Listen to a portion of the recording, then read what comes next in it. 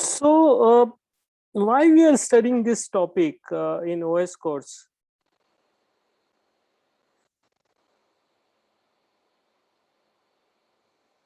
Because this has become a very important topic for OS, right? Who manages security in any device where OS is there, like a handset or your laptop or your say some other device. Every device will have a small operating system.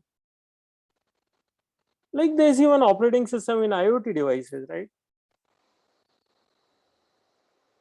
Okay, so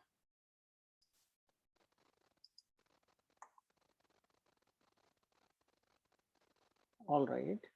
So it's very important to know what the security issues are. So today we'll cover only security issues, or maybe maybe towards the end we will look at some of the aspects of security, some of the protocols, that we will have both in kernel space as well as in user space.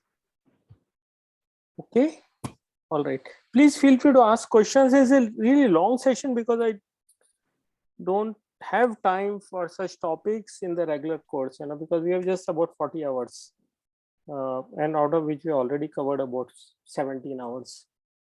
Okay, more than 17, maybe 18 hours.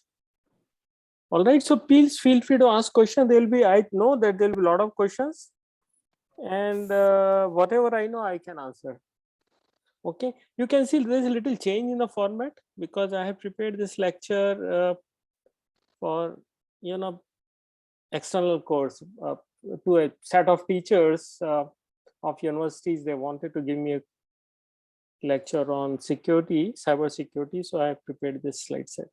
So you can see it's more, I mean, you can see change in style.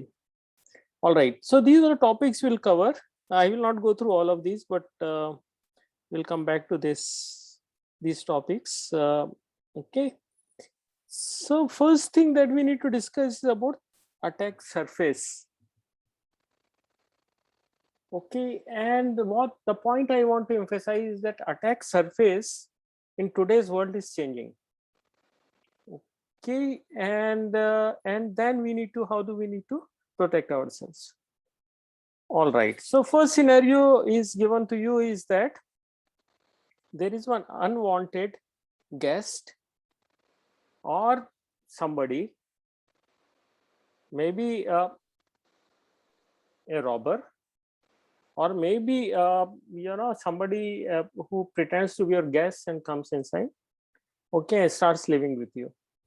Okay, so first thing is that, do you invite thief or robber to come and live in your home?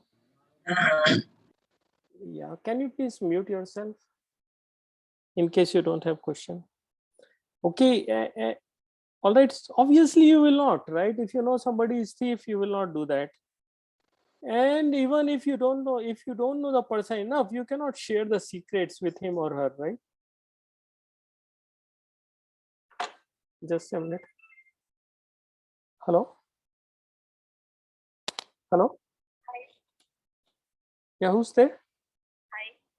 So this is Sonu calling from Tata One. Okay, can you call me after 2 hours?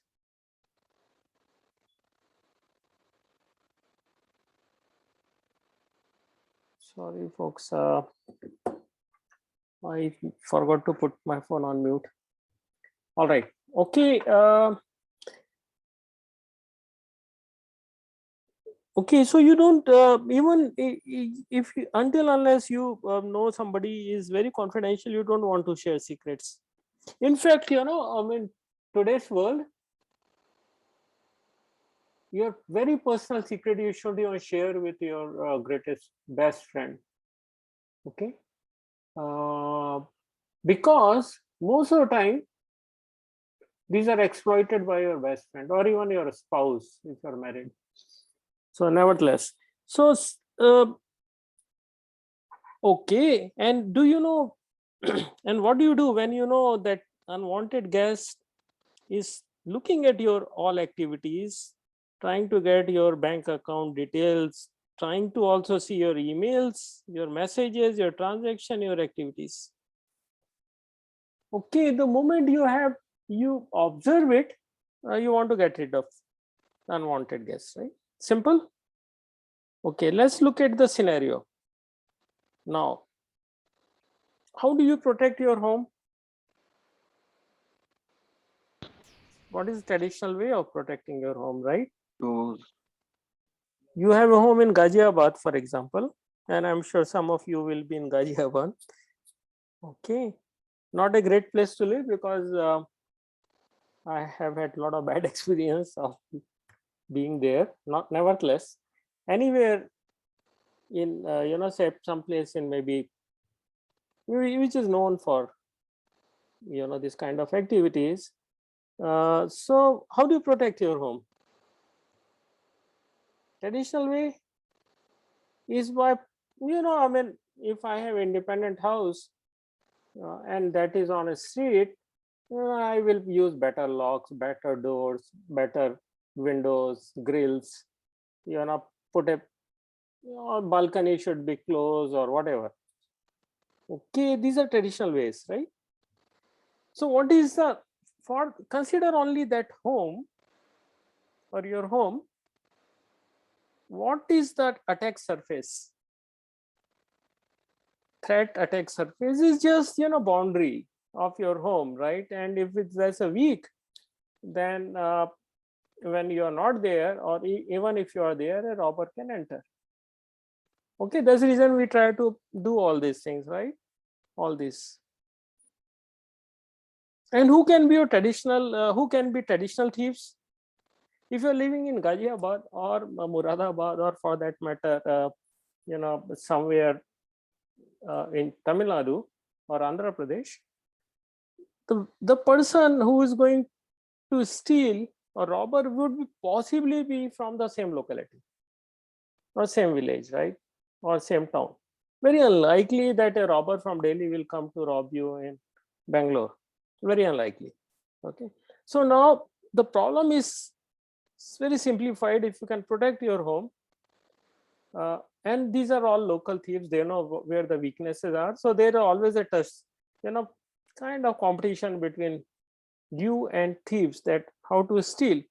But if you would have observed about, if you ask your parents, that these kind of thefts from home were very common about 30-40 years back or 50 years back.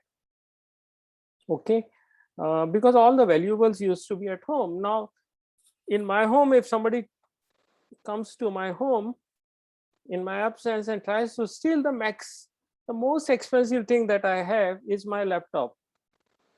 That too is 7 years old, won't get even 5,000. So there's nothing that traditional thieves will get. Okay, and why should anybody do that? Because they're not going to get, because rob coming to your home and stealing is a very difficult process. Very few people give gold and silvers and so on and so forth, right? It's not anymore, right? So there's hardly anything, and there's a big threat. So why not, instead of doing that, why not become a smart thief and rob you fully? Because most of my today, if I look at my net worth, okay, let's assume it's X amount of dollar, 99% of that or 90% of that is in the form of liquid assets. Okay, my cash is hardly there, but largely in terms of my money in my bank, maybe shares and so on and so forth. Okay, so why not rob me fully? A thief can just rob me, empty my bank accounts, credit card, steal your credentials.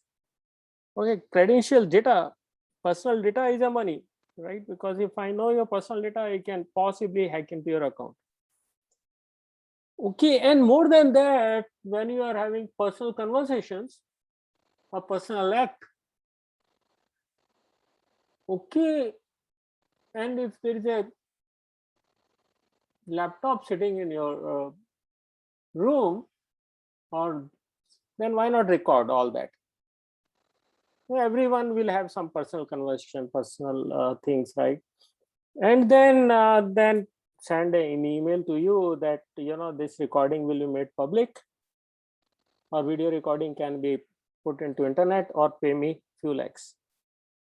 So all that is happening, and why not steal all your credentials, user ID of maybe Google ID, which is good enough, right? If I have your Google Gmail ID, then I possibly have everything that I need, because through Google you get almost everything. Your passwords, email address, home address, Aadhaar card number, passport number, PAN number, whatever, ATM pin number, etc. Right?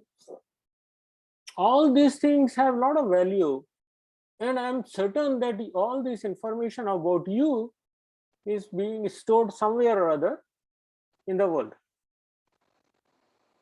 So see, right now you are studying, so you may not have too much money, right? But the cyber criminals are intelligent. They know that some of you will become millionaire, or some of you may become billionaire.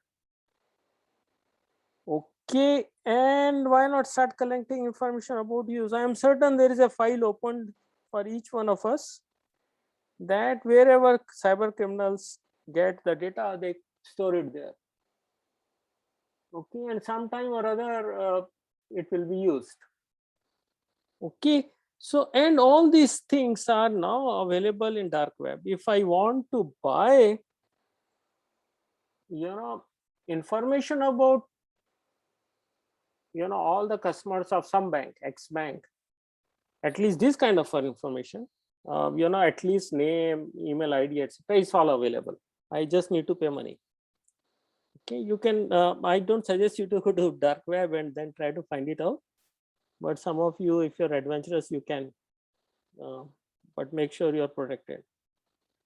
So it's now, what is your threat surface?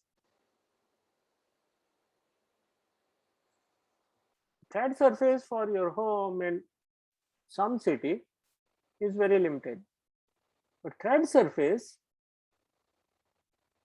now for all of us is whole world.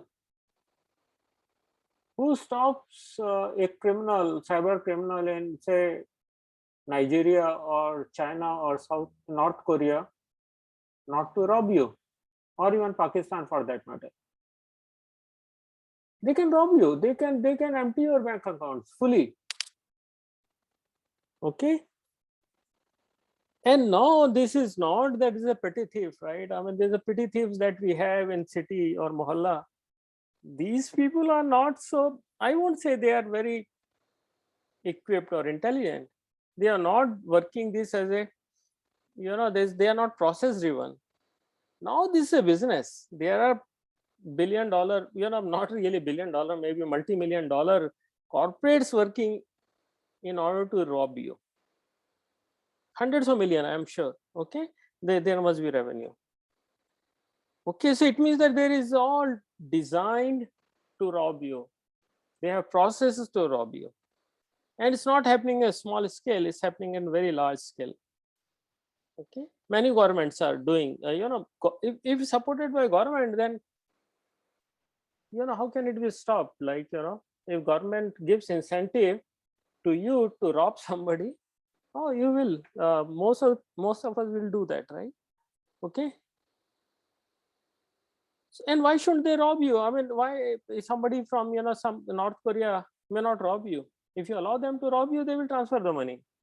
And in fact, there's a bank in Bangladesh that was the huge amount of money got transferred to one of those countries. And then if you are robbed, then if you go to local police guy, you'll say, what can I do? Nothing. Once your money is gone out of country, nobody can do anything. Okay, you can just put your FIR. All right, any question up to this point?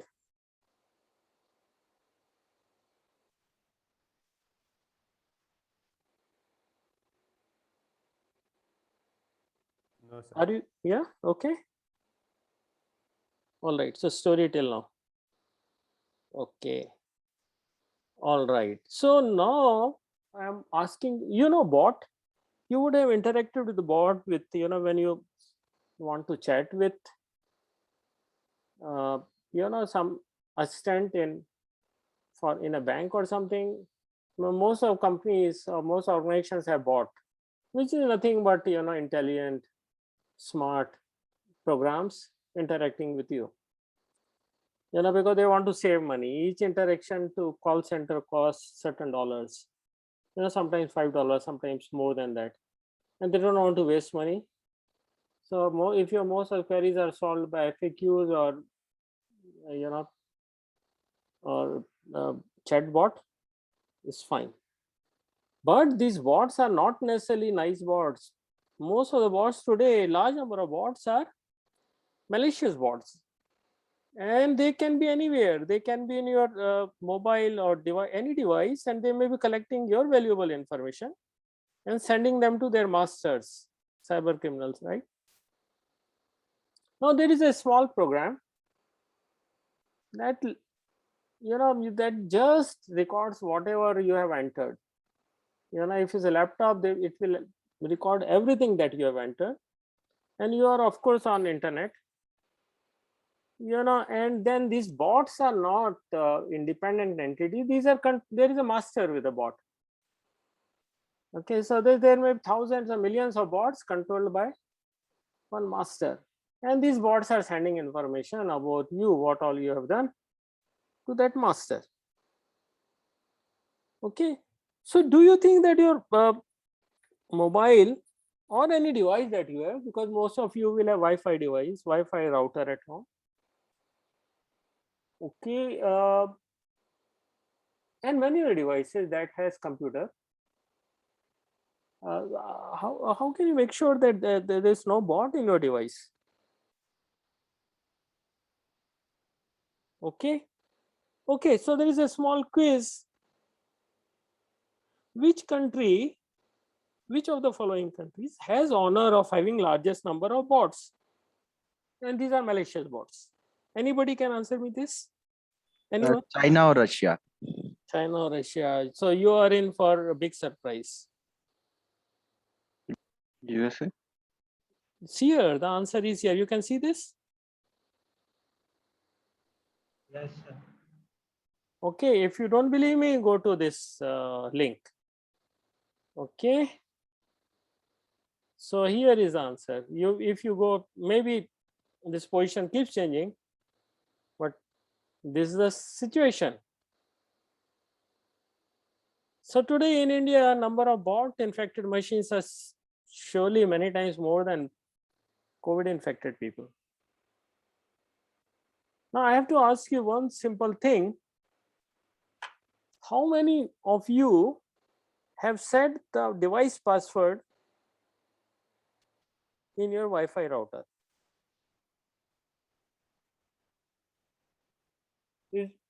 Every device has a password, like a laptop has a password. So every device, if suppose your neighbor doesn't want to access your Wi-Fi, you'll have to protect it, right? Or somebody can, your device has IP address. Okay, so anybody can connect to your device, and beyond that, the first level of protection is password, right?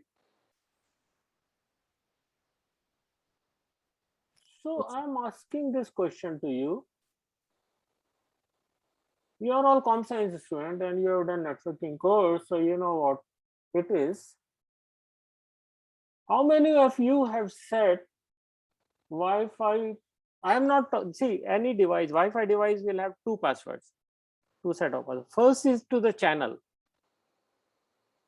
SSID, right, that you call. So these Wi-Fi channels, whatever you name as your name or whatever, is visible to your neighbors. And then if they want to they want to steal bandwidth from you, they can log in. Sorry, they can, if you have not set the password, they can use it, right? So you normally set the password. All of us do that because we don't want Wi-Fi to be used by our neighbors.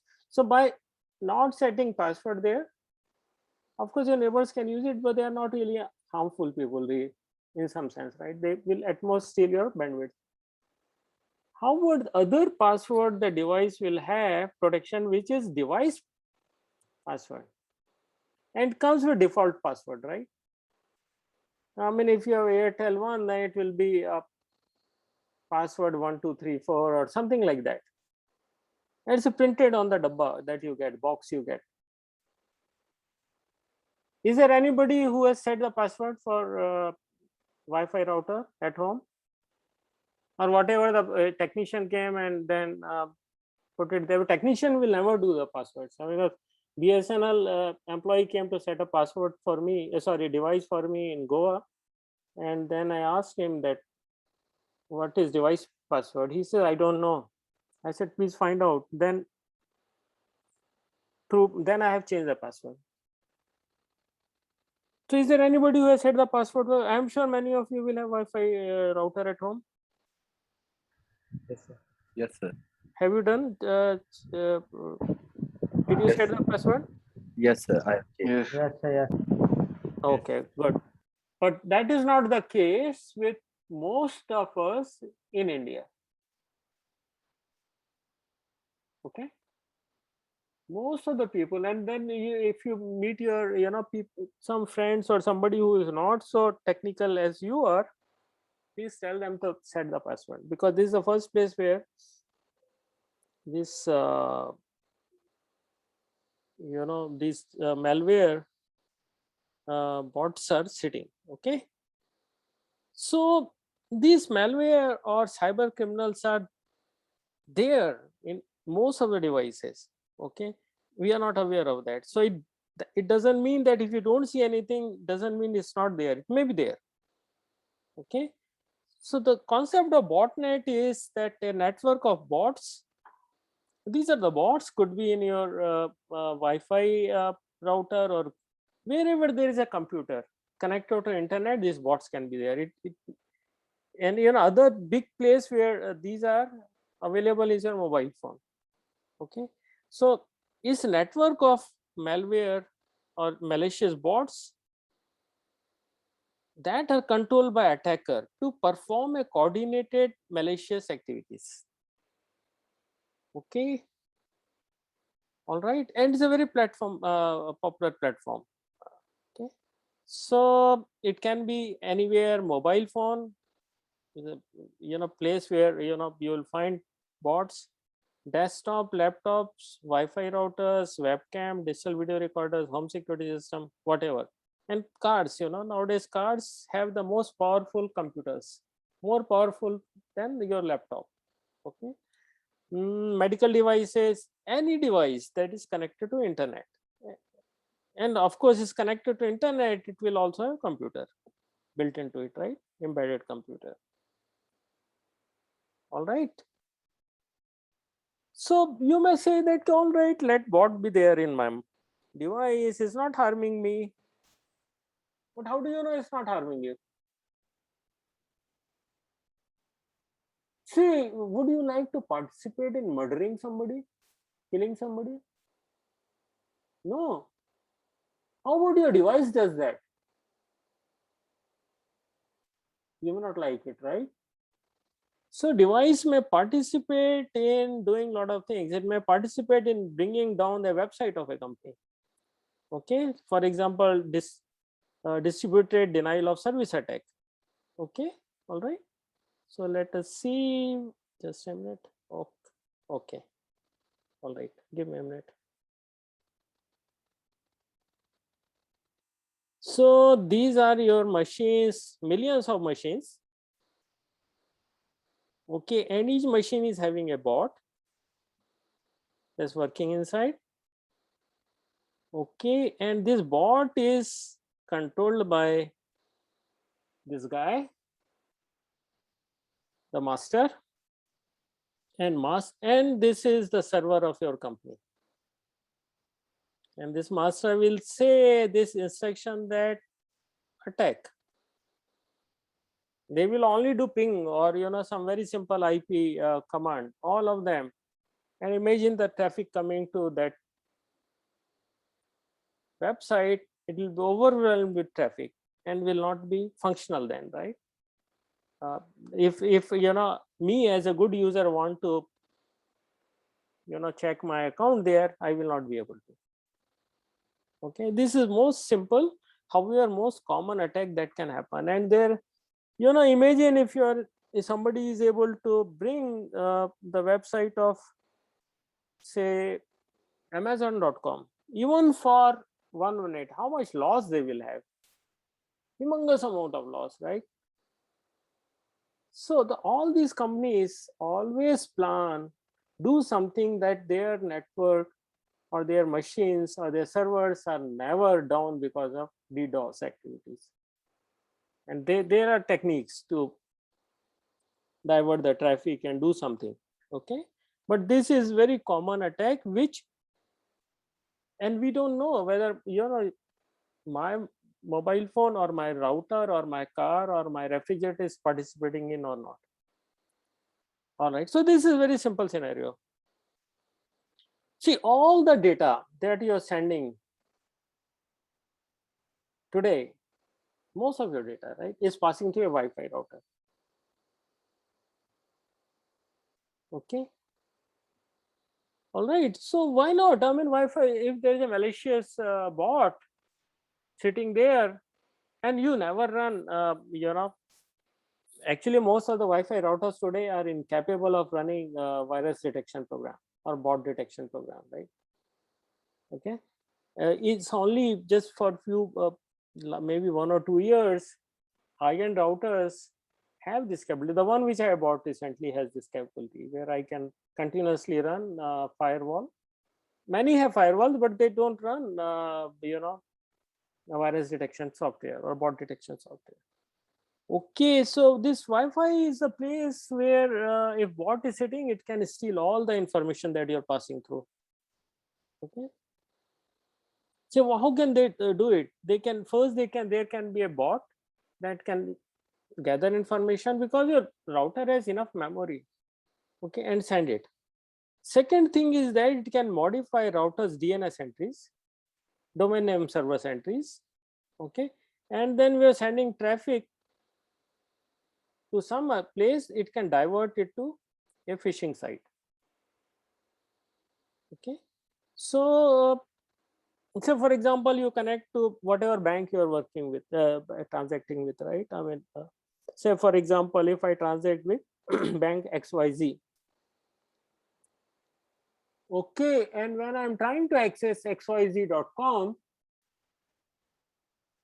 this Wi-Fi will direct my request to a phishing site which has web page exactly that's looking like xyz.com's web page. Okay, then what I do? Then I enter my user ID and password. That's all is stolen then. So sometime or other, if I come to know, many people will not even come to know, right? Because they will see a transaction failure or whatever. But there's a very simple technique that can happen, right? Or very simply, it can display, some inappropriate ads or any kind of ad which you may not like. All right. So this point we have already discussed. The Wi-Fi router is culprit, and often password is not set by us. And there's a reason, India has large number of bots in different devices which you don't know. So bigger threat is coming from your mobile. And there have been use cases about it, right? That everything, even last paisa has been stolen from bank accounts using mobile, by your mobile phone.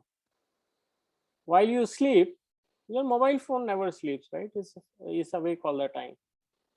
A cyber criminal hacks into your mobile phone, and there's a possibility that bot is already sitting there in your mobile phone. Okay, and the cyber criminal outside or master will initiate access to your bank account. Okay, it already knows your user ID password because you have entered this several times through your mobile phone. And what is the next thing that will ask for? It will ask for either PIN, or it will send some SMS to you, right? Okay, and different banks have different methods, right? So if it sends SMS to you with a pin, that pin can be anywhere. Where is the pin coming to? It's coming to your mobile. So bot can read that also, right? Because a virus, this kind of virus. And then it can do the transaction while you are sleeping. In the morning, your account will be all clean. Okay, so there the large number of use cases are there around it. Okay, so even OTP is coming to your mobile, so everything is all there. And this is all organized crime. It's not that they will try to do it until they have information. So they are recording your information, and they know which bank you have an account, and they also will know that how to break that, right? What all information is needed once. Say for example, some banks may ask for date of birth. Okay, while you have not entered date of birth, or maybe they don't have information, they can actually go to your Facebook and get that information from there, right? So when we say it's organized, it means that they make huge effort to bring into your account. All right, any question up to this point?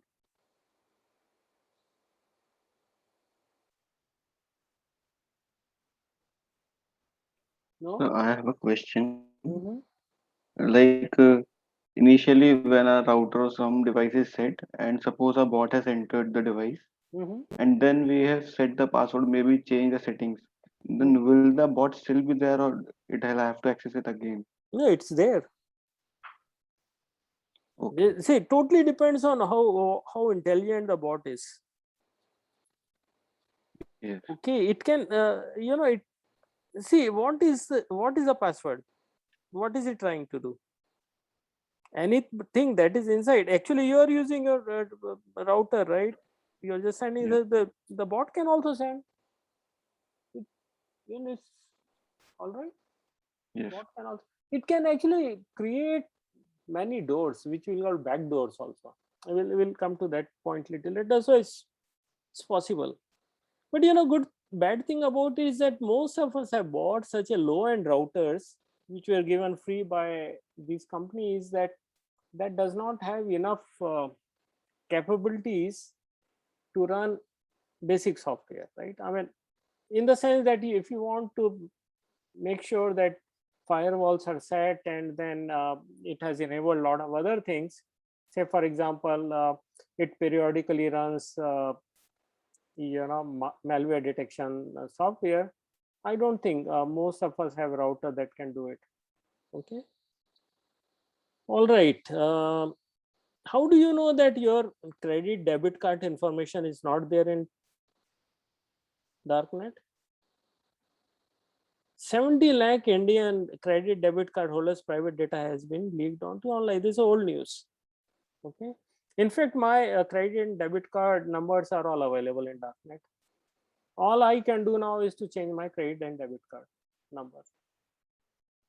Okay, and it has been stolen, and there are many sources of stealing this, right? I mean, for example, you might have entered it somewhere and then site would have stolen it. Other possibility is that you say, for example, you go to a petrol bunk, and then petrol bunk guy has kept, it knows all the data, right? The moment you swipe it, all data is known, or may have a device which will steal all that data. Okay, so a lot of possibilities are there, right? So darknet, if you want to buy, you can buy credit card numbers of huge number of people, and you need to pay money for that. Okay, so cybercrime is a service. Okay, so like you would have heard that platform as a service, infrastructure as a service, and software as a service, and these are the three models you find in cloud. Okay, anything is service if you rent it in general, right? You don't need to own it, but you can rent it. So for example, car as a service is provided by Uber and Ola.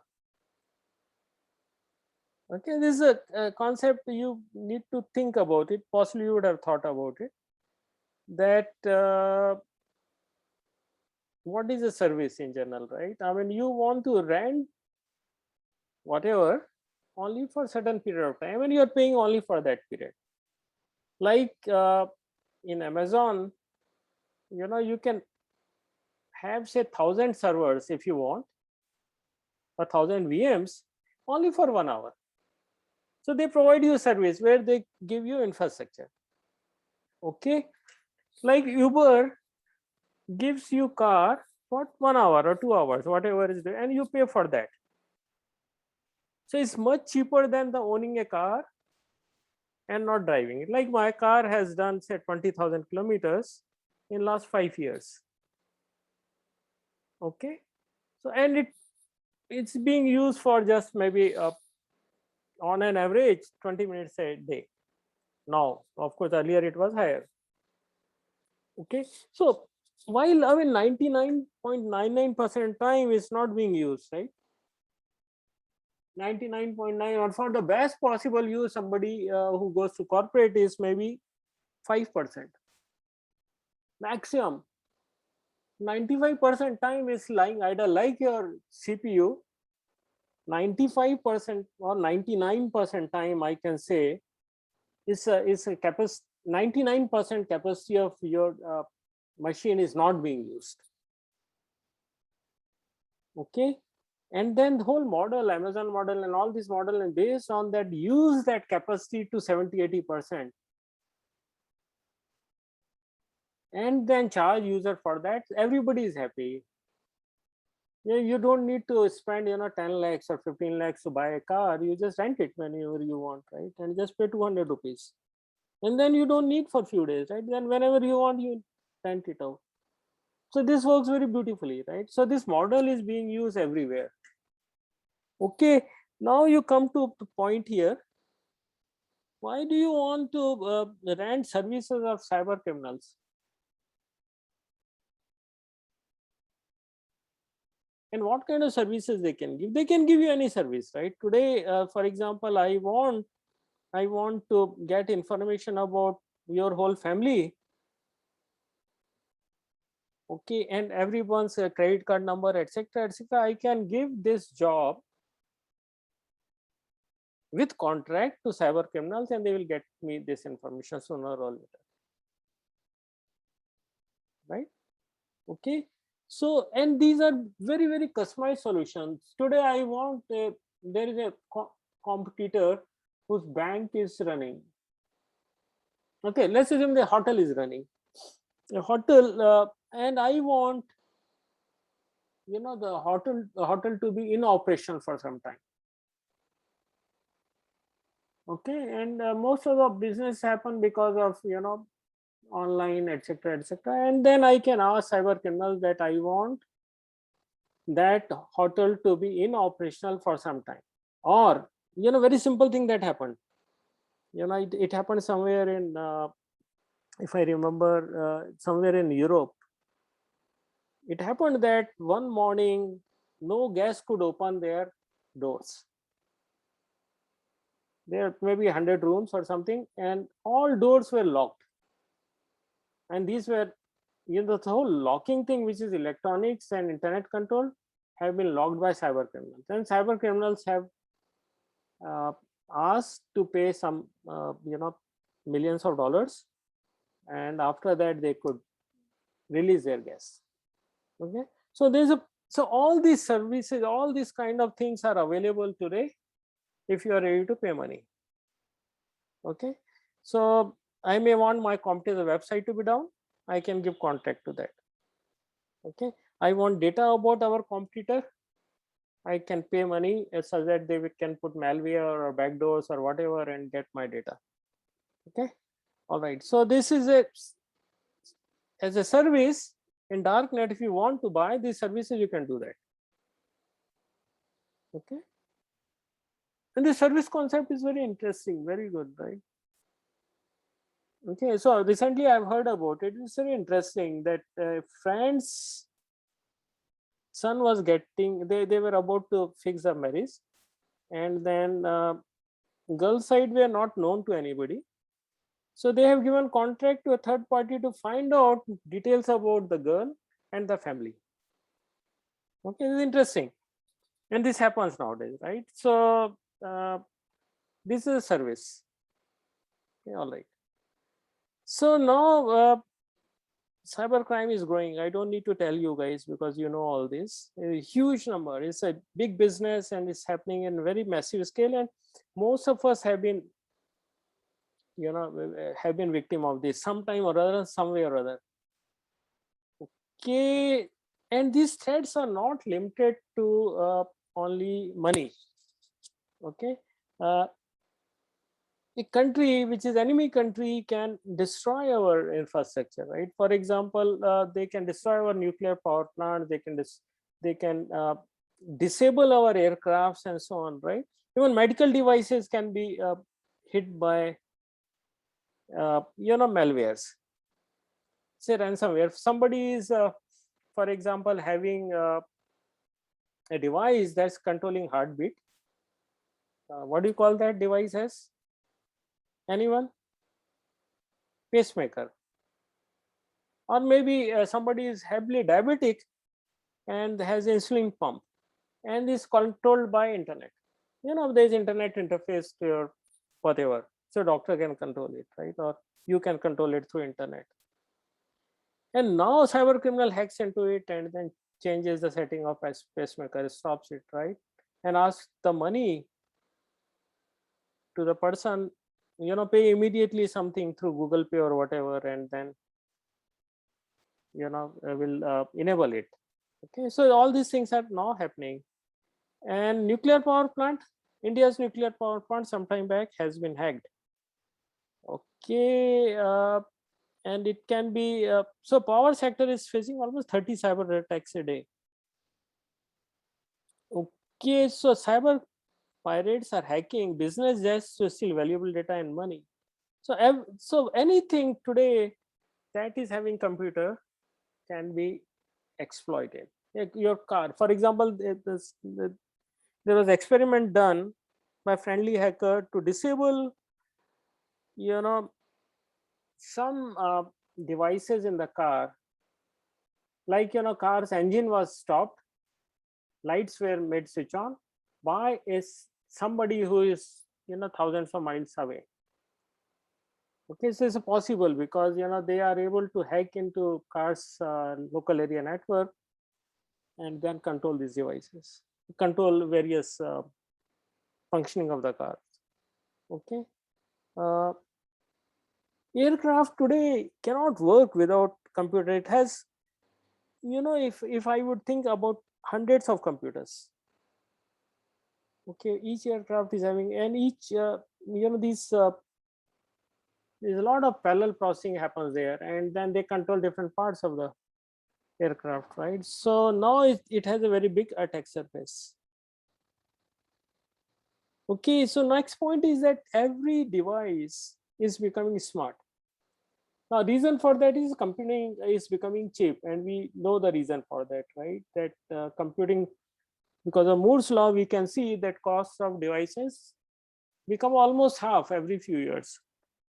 As a result of that, it is a great advantage of putting a computer in any device. The washing machine can be more efficient, refrigerator can become intelligent, more energy saving, locks can be made, you know, internet control with computing devices inside, so it can be managed better.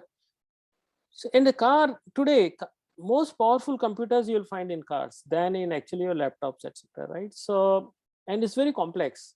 It's more than 100 million lines of code. A laptop in general will have, you know, Linux, for example, will not have 100 million lines of code. It maybe, I think, maybe 10 or 30, 10 to 50 millions maximum lines of code. Okay, so there's a very, very complex computing that happens in a car. And if the car is, you know, kind of becoming self-driven car, then it will be much more complex, right?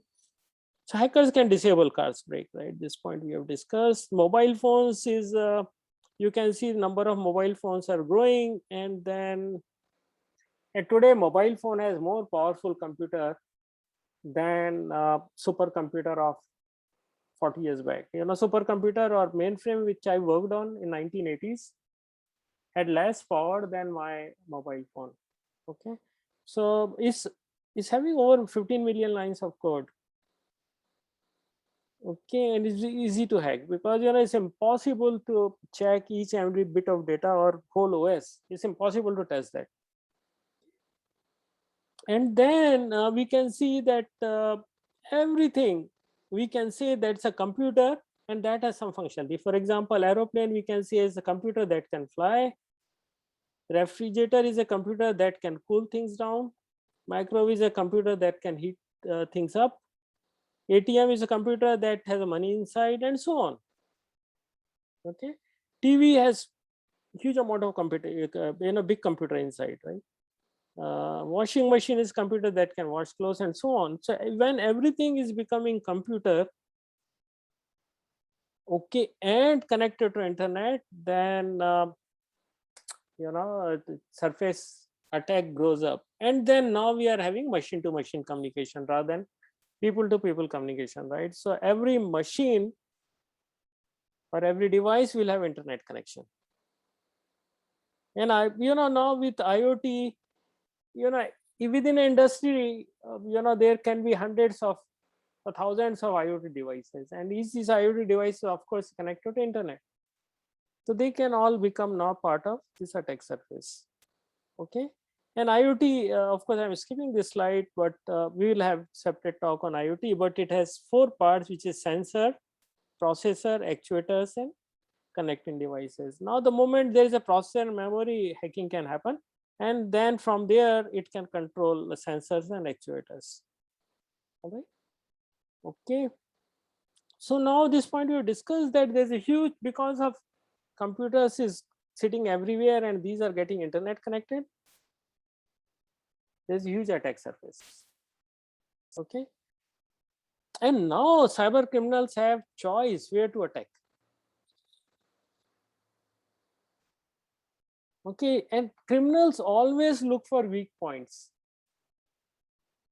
Okay, and they have asymmetric advantage. What is asymmetric advantage? Suppose you are trying to protect the campus, IIT Goa campus. Okay, and there's a boundary wall around it, right? Now, the administrator can put security guards only at entry gate or and exit gate, whatever number of gates it has. And maybe one guy can patrol. That's it. Okay, but cyber criminals have choice. Administrator doesn't have choice, too much choice where to put security, but cyber criminal, very well they see, easy point they can enter. So cyber criminals always have more advantage than the protector. Okay. So if number of lines in a system is millions of lines of code, it's impossible. The one who's designing it may not even think about all these areas where protection can happen, but cyber criminals can always find out the weaknesses. So there is always a fight. Okay. So now there is a lot of attack surface. Okay, but the steps in cyber attack in general is not as simple as that what petty thief will do. Okay, a thief in a village may not apply too much knowledge. Here there's a lot of information gathering happens. Suppose your organization is target. Cyber criminals, one criminal or multiple criminals will start getting information. First they will identify whom to target to. Okay, let's assume they find out your company, or you own a company and your company, right?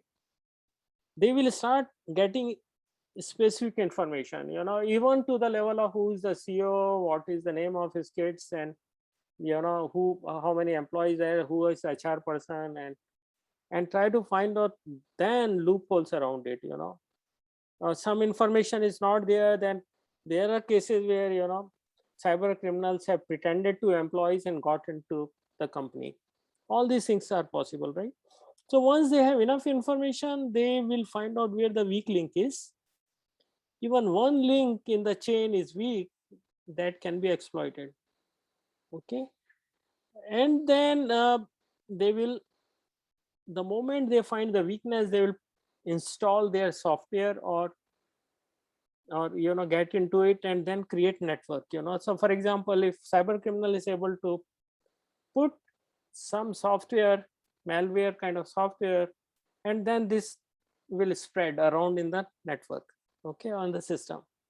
Okay, and then they will plant the backdoor. What is a backdoor in general? Anybody?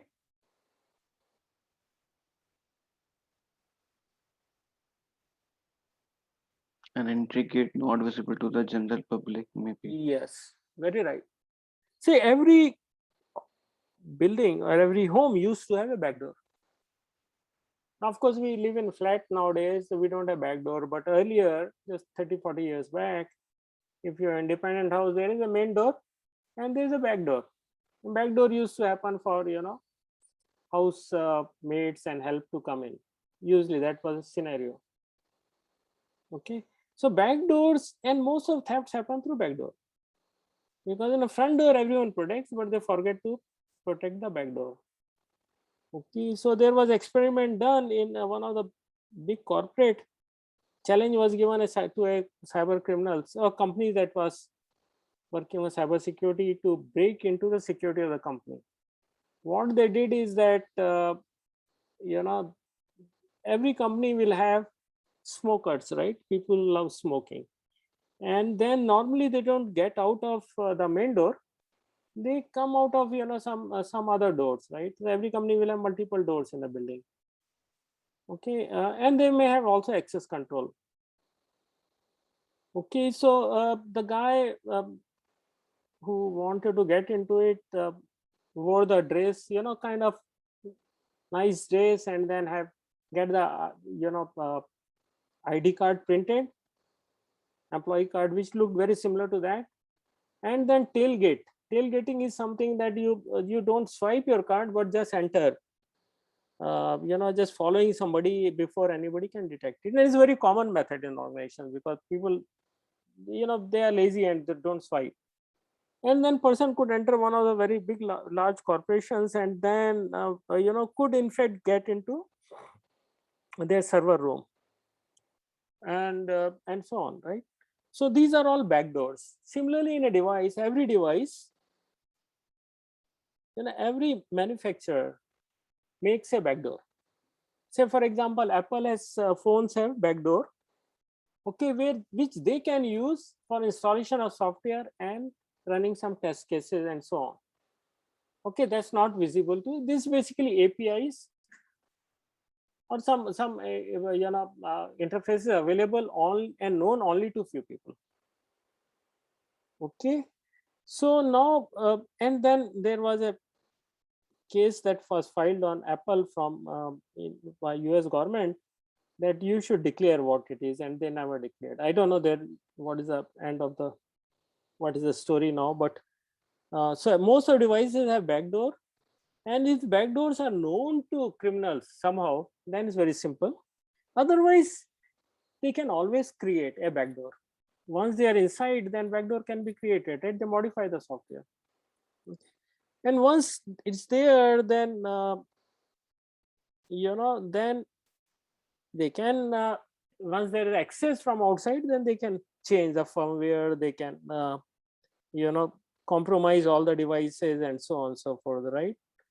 And then they have full control of the device or the company. So this is, so normally cyber attacks are planned. Actually, it takes months for a team to get into a large organization, but it's all planned activity. Okay,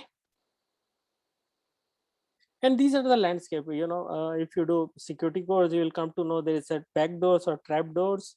This is called logic bombs. Logic bomb is that, for example, an employee who is disgruntled, doesn't like companies, leaves, says that I am leaving company or left the company,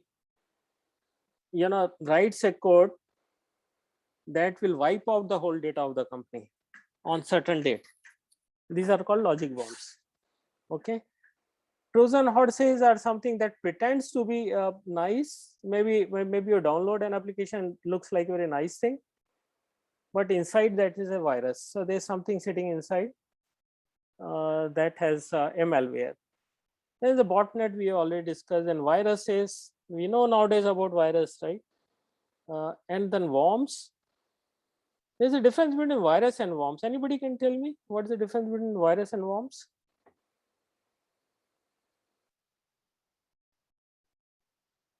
Viruses maybe pretend to be non-living, but worms are always alive and active, maybe. Yeah, virus needs something, some support or some medium to get into an object. Okay. So viruses need, for example, viruses, live viruses will come through air.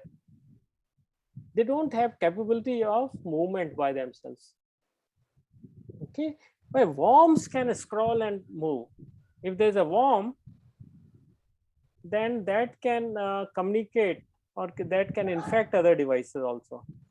But if it's a virus will need some medium, for example, emails or you know, or some other things, and it will get attached to that and then come inside the device. Right? Then advanced threats, APTs, advanced physical threat or advanced some. I'm forgetting. This again, this is actually a planned way of hacking something, right? That we have just discussed here. And then there's a rootkit which infects the kernel. Backdoor we have already discussed. Then spyware, this form of a malware. Ransomware, where you know, like locking the rooms of a hotel and asking money in lieu of that. Adware will, these are not very harmful, but I'm sure you would have experienced adware where you visit a website and then actually they will show some advertisement.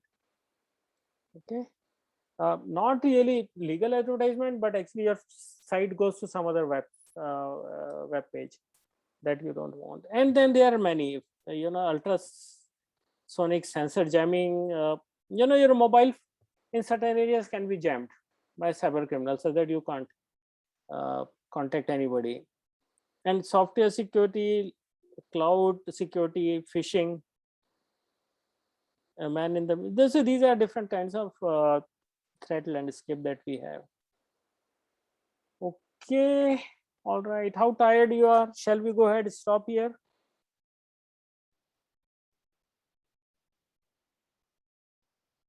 I think we can go, sir. Go means that go from the class, or we can continue. Shall we continue? Yes, sir. Okay, or you want break? Let me know.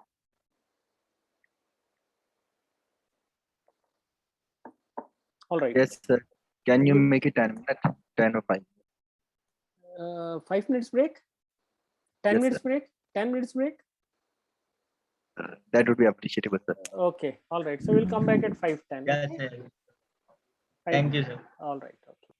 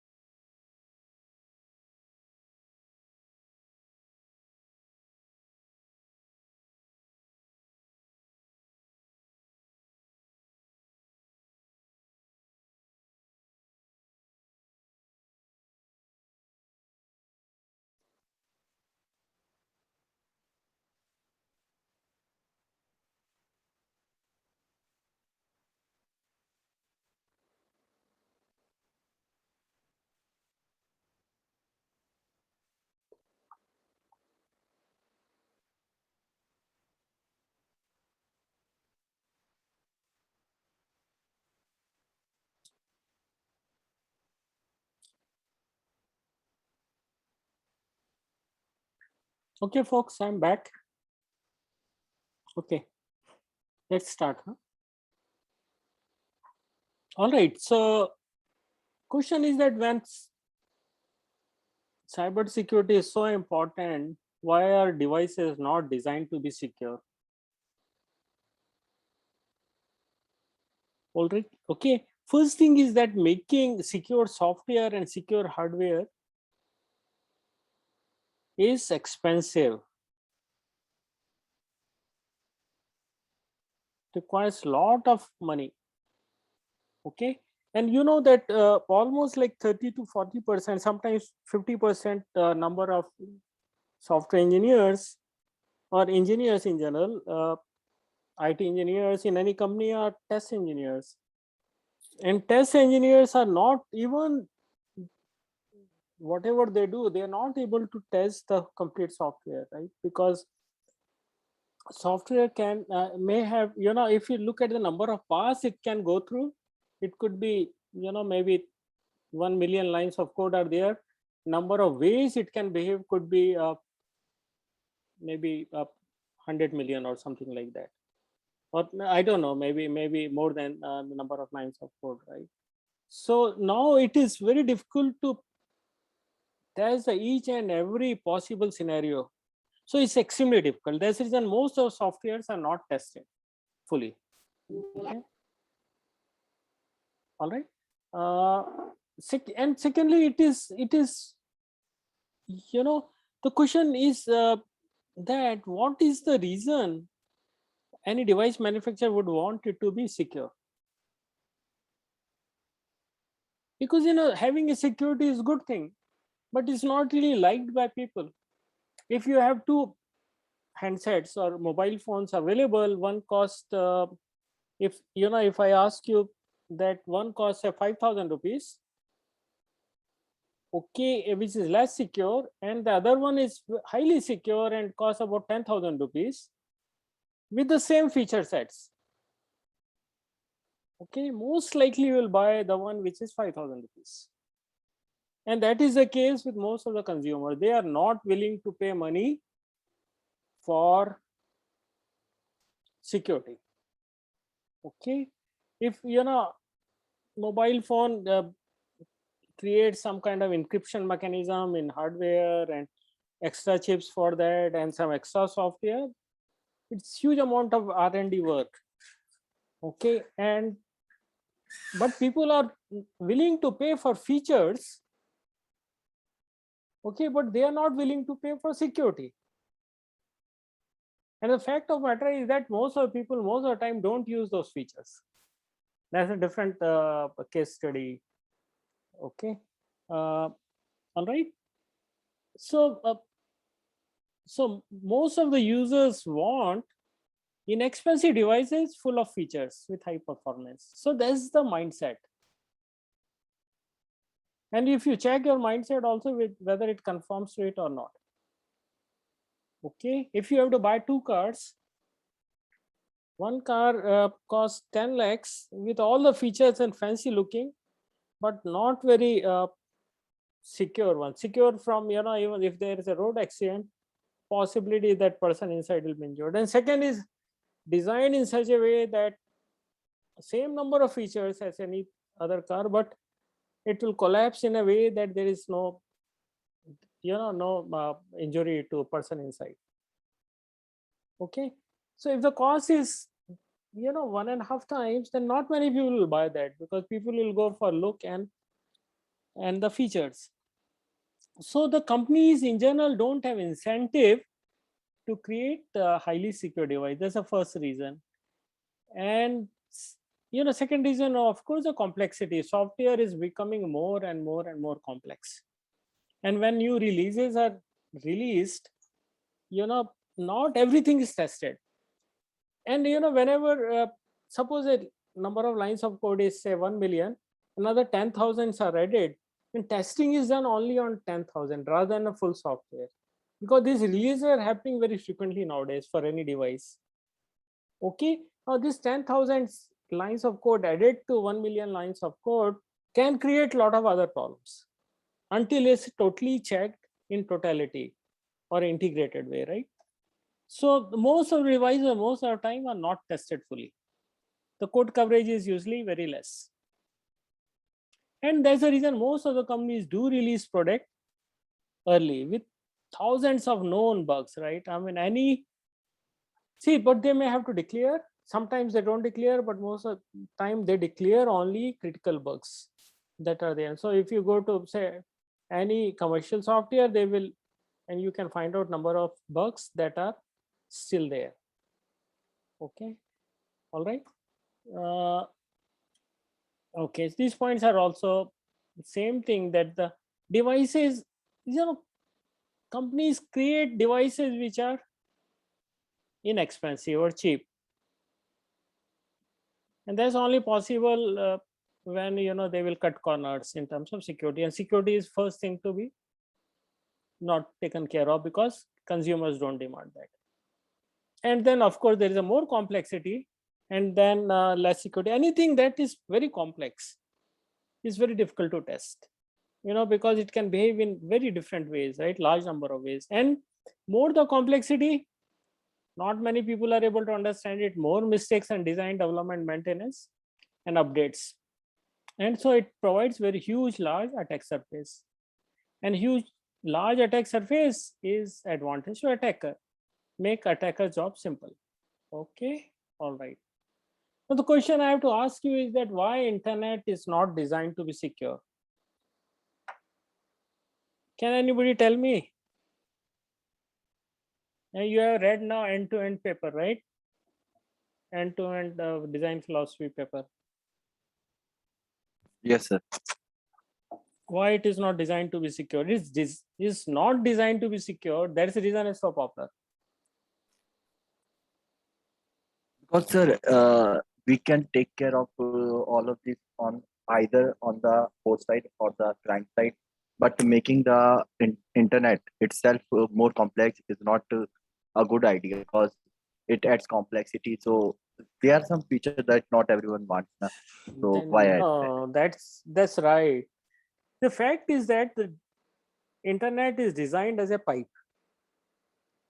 Okay, if you put some constraints in between in terms of security or any other things, then you restrict its utility. Okay, for example, PSTN phones. Well, that served us, for almost like 50, 60 or 70 years as a technology, and even it's useful, right? This PSTN phone, wherein you have phones at home, you dial in, is just 4 kilohertz of voice channel that's available to you. Okay, and it creates paths. It's a circuit switching, creates path end to end, and very secure because every place, there's some constraint or other that's there, and only the one who has terminal at the end can dial in. So extremely complicated, but extremely simple technology, because simple in the sense for users use, but internally is very complex, and it has designed only for one application. So if you restrict wherein internet is designed only for transfer of bits, just like a flute, put water at one end, water comes out, that's it, and then can expand and shrink depending on how much capacity the pipe has. Okay, and now because of that, because just transfer bits from one end to another end, you can attach any, you can use it for any application, because only end applications can understand the semantics. For internet, it is just bits transfer, right?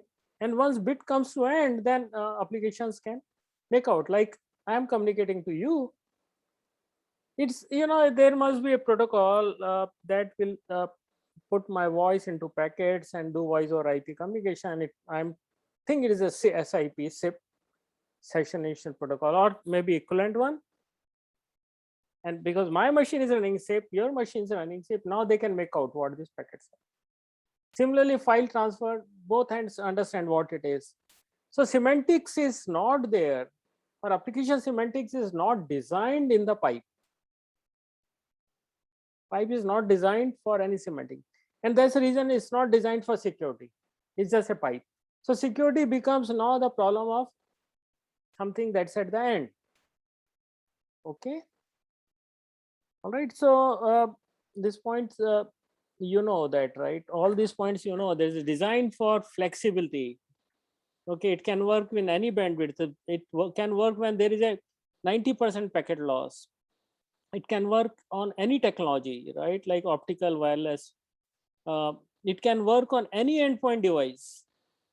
It can run any kind of application. You know, millions of applications can run. There is no restriction on the application semantics. Anybody, you know, from child of 3-4 years up to grandfather of 90 years can use it. Like WhatsApp is being used by, you know, people who are very senior. Okay. So the internet is designed to be flexible. Internet is designed for scalability. It works on other networks, right? Okay, but it's very simple technology. Okay. Okay, but there is no goal for secure communication in it. All right. And you have seen this thing multiple times. Where is the security here? It's only at the end applications can provide security, or, you know, at here at IP layer you can put something, but below IP layer is hardly any security, right?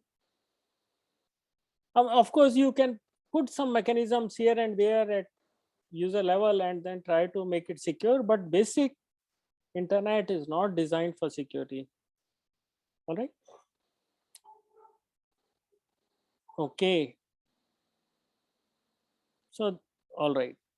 And then now you can put something on top at the receiver and sender end, like you can have IPsec, which works at IP layer. And then we can have SSL or secure socket layer at TCP level. Okay. Or UDP level, right? Basically a layer above, or transport layer level, right?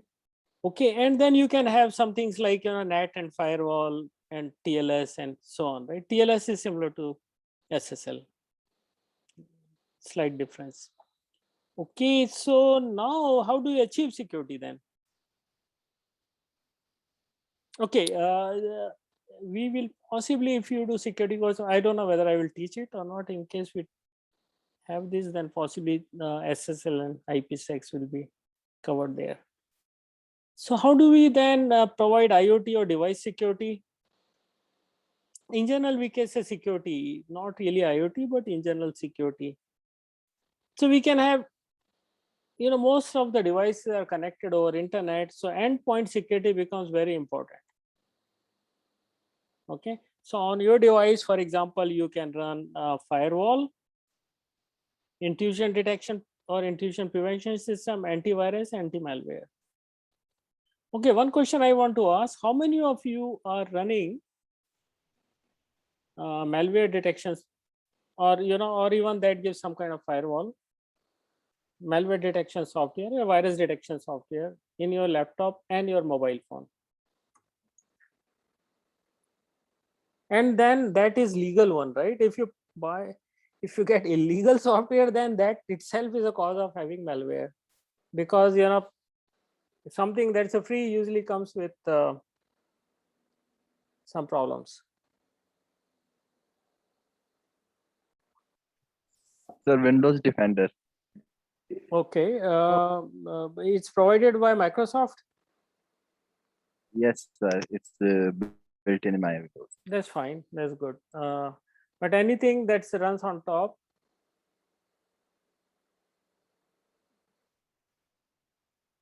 Okay, how about in your mobile phone? Sir, there's something like digital well-being or something. A device Mhm. manager comes with my No, mobile. device manager is not, you know, malware protection software. Device manager manages device. You So can enable. there's some that they have work. They work with McAfee. They have written in that. Okay, so it does all that, virus detection, etc. Yeah, but never show anything. I don't know why. Okay, which phone you have? I mean, I don't know if latest phones have this Yeah. feature. They may Samsung- have tie up with McAfee and then maybe. Yeah. Okay, all right. Okay, but in general, most of us don't run, and virus detection software is very cheap. In fact, I have bought one on Amazon for all devices I have at home. So basically, almost like 10 devices I have, laptops and mobile phones in my family, more than 10. And then I bought a license for that for about 2000 rupees for 3 years. Okay, so it's very cheap, and then it gets regular updates. And in fact, I raised ticket because I was getting adware, uh, you know, because of I was going to a website and then that was not protected, and I was getting web mail adware, and then they sent me a patch. Okay, all right. So endpoint security is important. And then use of the security protocol, for example, IPsec, SSL, TLS, WPA, HTTPS, VPN, tunneling, encryption algorithms. See, most of these algorithms use two technologies, in some way or other. They are built into the protocol, like, for example, VPN, a virtual private network, or even a TLS, okay, or HTTPS. They have something common. And something that is common is, first is encryption.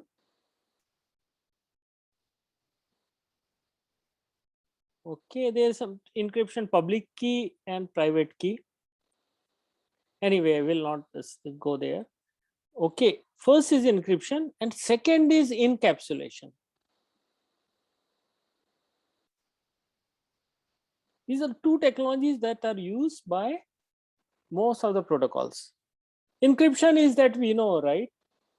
We encrypt using some technology and the other end decrypts it.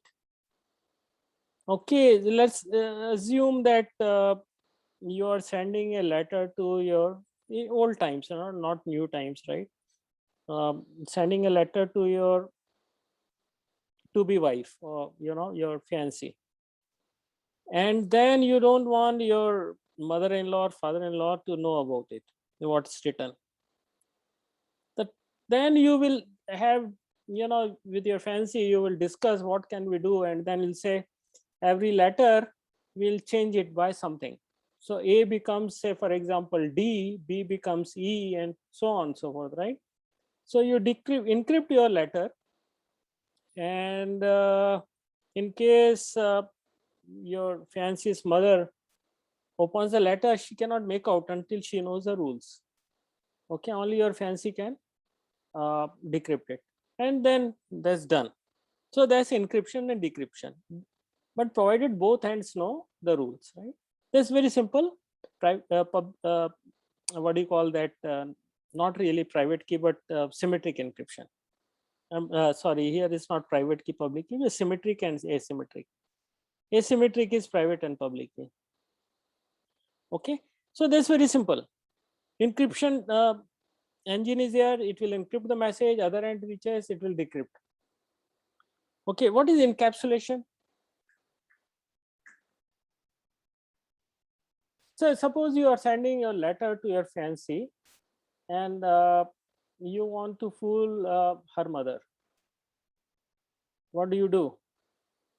You put inside your whatever letter you have written inside another letter, and then you then send it to her brother. Okay, so basically you put IP packet inside another IP packet, and that IP packet goes only to certain point, and from there the letter that you have written comes out and then goes to recipient. Okay, that's called encapsulation. So somebody who's trying to find out from IP packet what is inside will get fooled. So these two techniques are used in most of protocols: is encryption and encapsulation. And of course there are some other techniques like digital certificates and and many others. Okay. All right. So we have devices also need to be authenticated apart from this protocol, whether the device that is sending something to you is secure or not. For example, in IP, coming back to internet protocol, how do you know that the IP packet you are getting from some machine is genuine? Can you find out?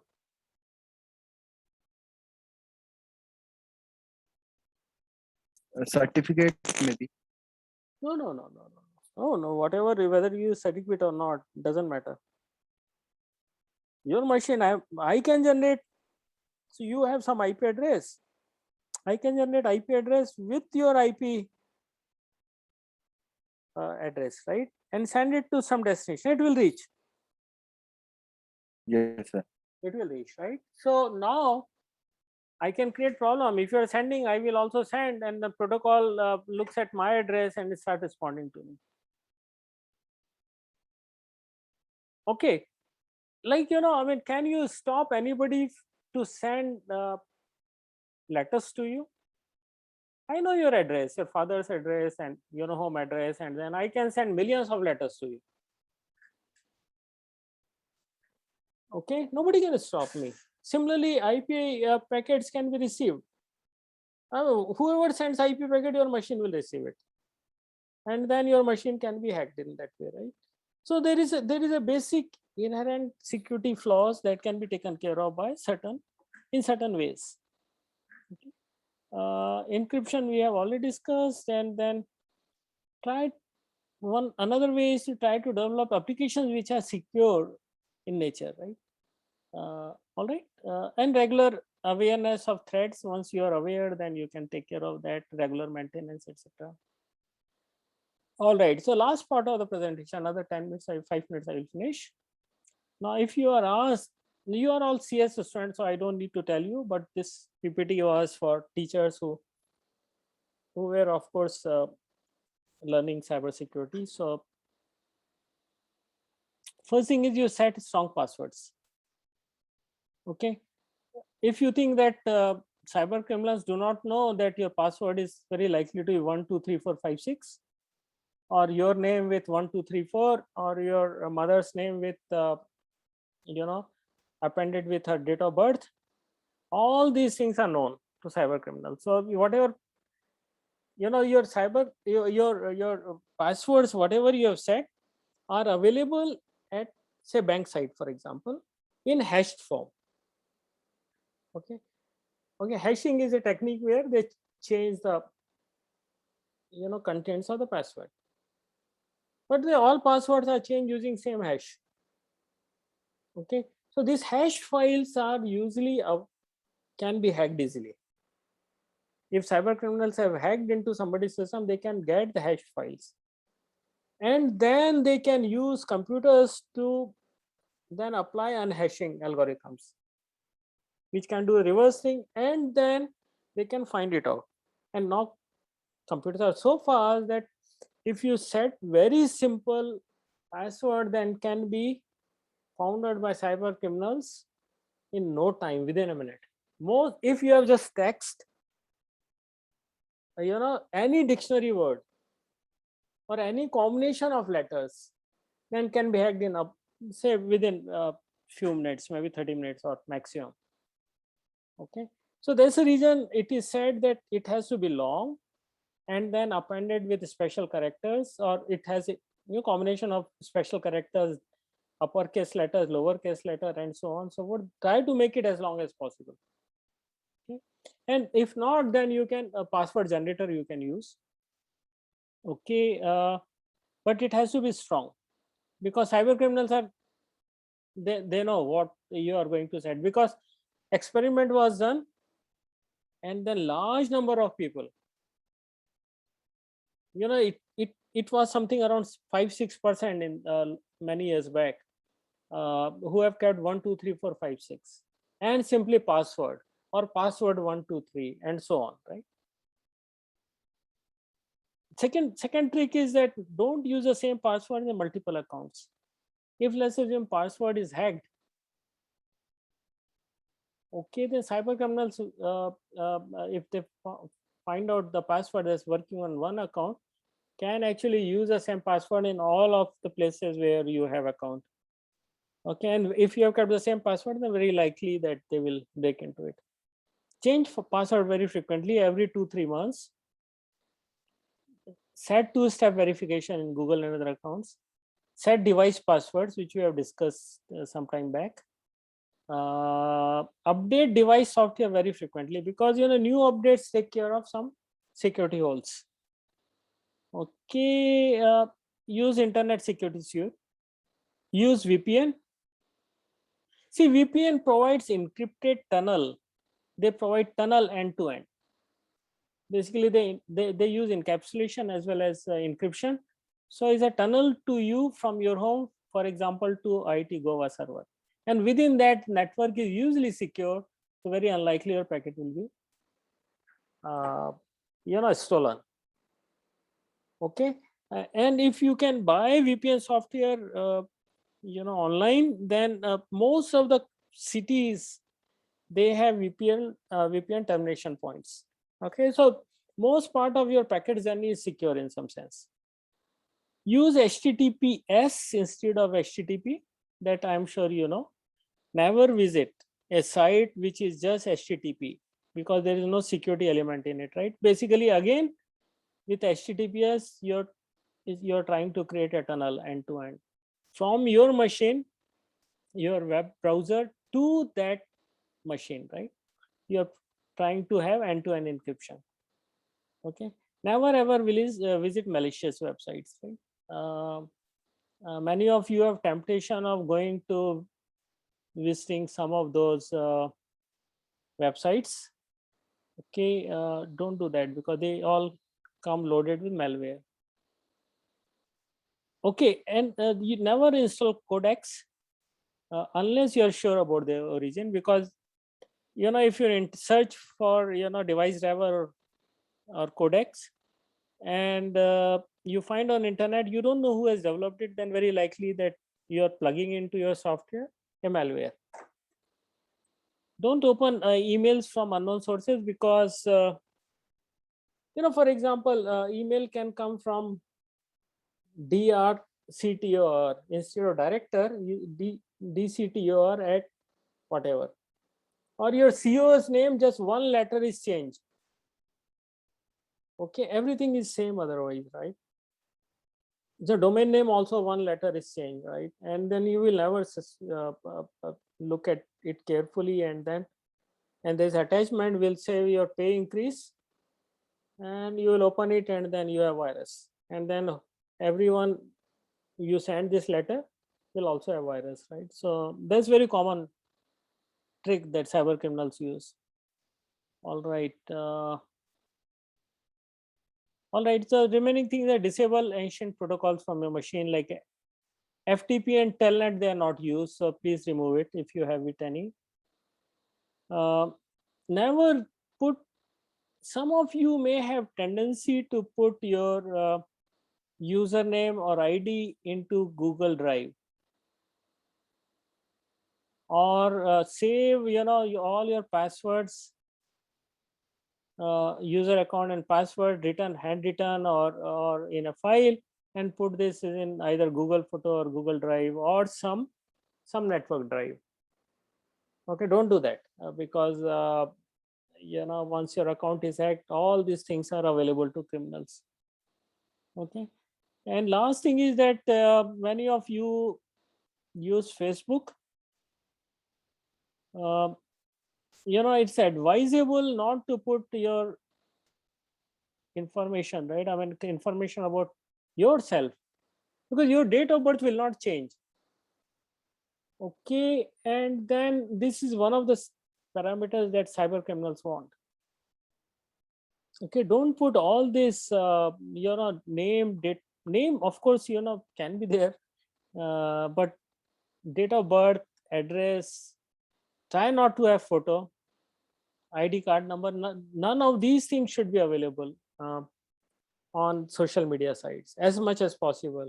Okay, because These are the information that are collected, and then a file is created for you, which can be used for hacking your account in future.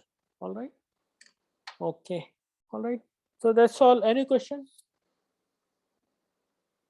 Sir, you didn't discuss about the spyware. A lot of we are talking about these days. What is it? It's a Pegasus. No, I didn't. Can you be a bit louder? Sir, Pegasus. Pegasus? Yeah, there was a sudden uproar about that. Now, what is it? I didn't hear it about it. So What is it? it uses 0-day vulnerability. Means the user which is needed to be spy doesn't need to participate in. We can just spy on the other person just by sending a message or email. He doesn't even need to click on it. Oh, I didn't. I did. So is it the latest malware? Yes. Oh, I don't know. Every day you will have something or other. Something or other is there. We need to continuously track. So I didn't come to know about it. So read about it. It's very interesting. Yeah, Right. yeah. So there's a lot of see, these cyber criminals are very smart. And some of the smartest software engineers are cyber criminals. Okay, because even with our knowledge, you are studying OS, you have studied architecture, you have studied others. See, of course, application software is not at all important, but knowing OS of this aspect is still we cannot understand what exactly how to hack the machine and so on, right? So they have to know all this. Okay, so these are very smart people, very smart people. Okay, and if you have to beat them, then you have to be smarter than them. There is a version of Linux, right, where you can learn a lot about it. Have you heard about it, Kali Linux? Yes, sir. Yes, sir. Okay, so download it and see what it is like. Okay. All right. Any other question you may have?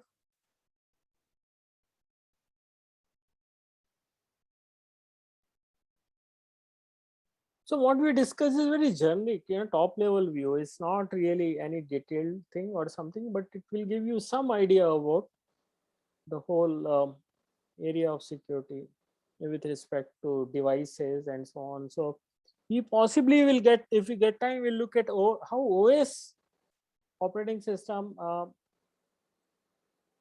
can be, what is the security related aspects of OS? We know the kernel mode and user mode, right? So the question you can ask is that how a user process can go into kernel. Okay, only then it can exploit. At user level, what exploitation? I mean, of course, some files, etc., can be seen by other user process, provided again it has to go through kernel, right?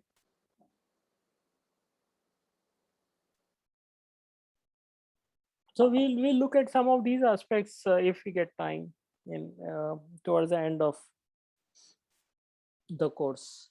Okay. All right. If there's no question, then thank you.